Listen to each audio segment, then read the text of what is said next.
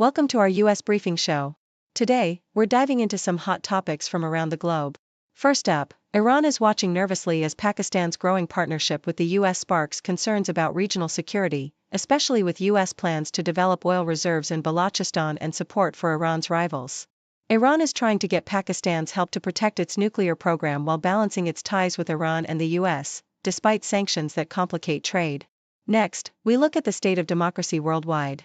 Poland and Brazil are facing challenges with populist movements, and the US isn't immune either.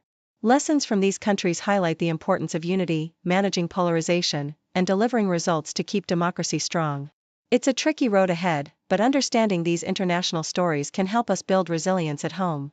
Finally, in the tech and science world, China is extending its funding to attract top young scientists from abroad, aiming to boost innovation amid US funding cuts. Meanwhile, American tech giants like Apple are pouring another $100 billion into US manufacturing, trying to bring production home.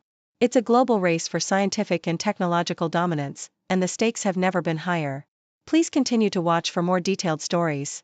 Deutsche Welle vividly depicts Iran's cautious diplomacy with Pakistan, emphasizing the recent high-level visits and agreements aimed at strengthening trade and security. Iranian President Masoud Pezeshkian's trip to Pakistan resulted in deals to boost bilateral trade to $10 billion and enhance security cooperation amidst ongoing border tensions with militant groups like Jaish al-Adl and the Balochistan Liberation Army. Despite historical strains over cross-border insurgencies and occasional clashes, Iran perceives Pakistan as a strategic partner, especially given Pakistan's balanced stance during Iran's recent conflict with Israel and its cautious relationship with the US. However, Tehran remains wary of Pakistan's growing partnership with the US, especially as Washington seeks to develop Pakistan's oil reserves in Balochistan, potentially extending US influence near Iran's eastern borders. The US-Pakistan alliance, marked by Cold War ties and recent cooperation, complicates Iran's regional calculus, as Tehran hopes Pakistan will advocate for Iran's peaceful nuclear rights without becoming a conduit for hostility or military action. Foreign policy offers a sobering reflection on the fragile state of American democracy post-Trump, drawing lessons from recent political upheavals in Poland and Brazil. In Poland, the victory of conservative Karol Nawrocki over liberal Rafał Trzaskowski underscores the persistent influence of illiberal forces, despite a pro-democracy coalition that ousted Law and Justice.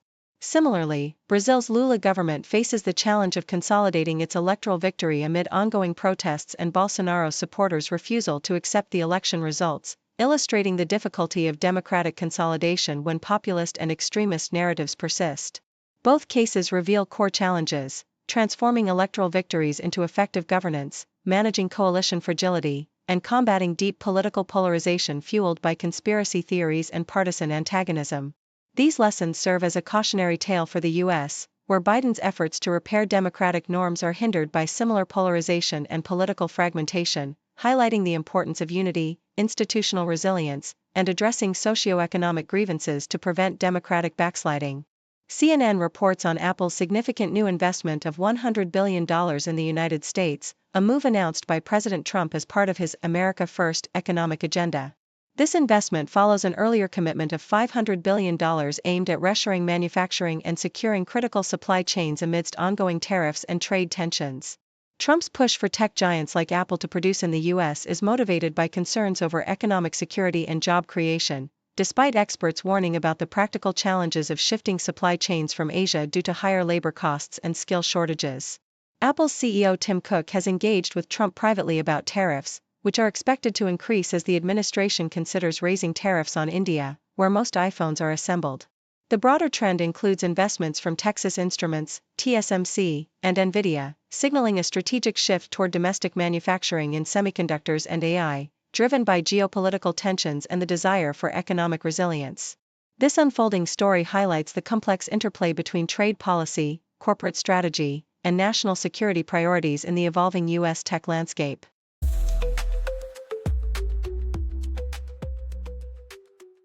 South China Morning Post reports that China is actively expanding its efforts to attract top young scientists from overseas by extending the prestigious Excellent Young Scientists Fund, overseas, which offers grants ranging from 1 to 3 million yuan. This initiative, launched in 2021, aims to bolster China's scientific talent pool by enticing researchers under 40 with significant postdoctoral experience abroad, promising them competitive salaries, research infrastructure, and benefits such as housing subsidies and access to elite education for their children. This move appears to be partly motivated by the increasingly uncertain research funding environment in the United States, where federal agencies like the NSF and NIH face substantial budget cuts and suspended grants, especially under the Trump administration's policies.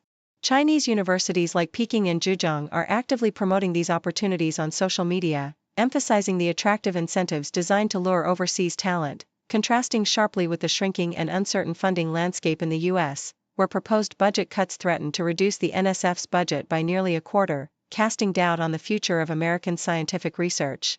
Associated Press details that best-selling author James Patterson and investigative journalist Vicky Ward are collaborating on a new book centered around the tragic murder of United Healthcare CEO Brian Thompson, shot outside a Manhattan hotel by Luigi Mangione, who has pleaded not guilty to federal murder charges.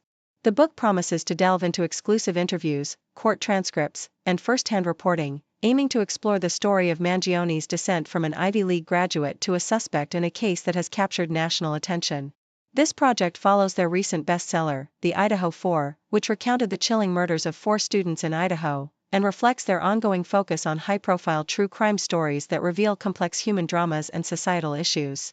The new work underscores their talent for blending investigative journalism with compelling storytelling, promising readers an in-depth look into a case that symbolizes broader themes of the American dream gone awry and the intersection of mental health, systemic frustrations, and justice. Australian Broadcasting Corporation reports that former President Donald Trump has expressed strong support for J.D. Vance, suggesting he is, most likely, to secure the Republican nomination for the 2028 presidential race. Trump, who previously avoided endorsing specific successors, indicated that Vance's position as vice president makes him a natural heir apparent to the MAGA movement. Trump also floated the possibility of Vance partnering with Senator Marco Rubio as his running mate, further fueling speculation about the future of the Republican ticket. Despite ongoing discussions about Trump possibly seeking a third term, despite constitutional limits, he stated he would probably not run again, citing his strong poll numbers and desire to rewrite the rules. Vance, a former Marine and lawyer, has gained prominence as a key figure in Trump's administration, and his potential presidential bid is seen as part of the broader reshaping of Republican leadership ahead of the next election cycle.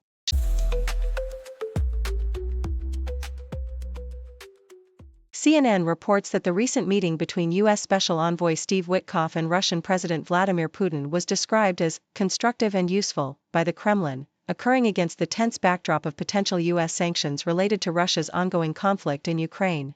The discussions lasted about 3 hours, during which Putin conveyed signals to the U.S. regarding Ukraine, with reciprocal signals received from President Trump, who has been increasingly impatient with Russia's resistance to peace efforts. This meeting took place amid Russia's intensified military strikes on Ukrainian cities, which Trump condemned as disgusting, and with the U.S. waiting to see the outcome before deciding on new sanctions. The diplomatic exchange reflects the complex and delicate state of international relations, with ongoing tensions and strategic signals exchanged amid the broader conflict. Associated Press highlights a different kind of chaos along the Delaware coast, where an unprecedented bloom of jellyfish has disrupted summer beach activities.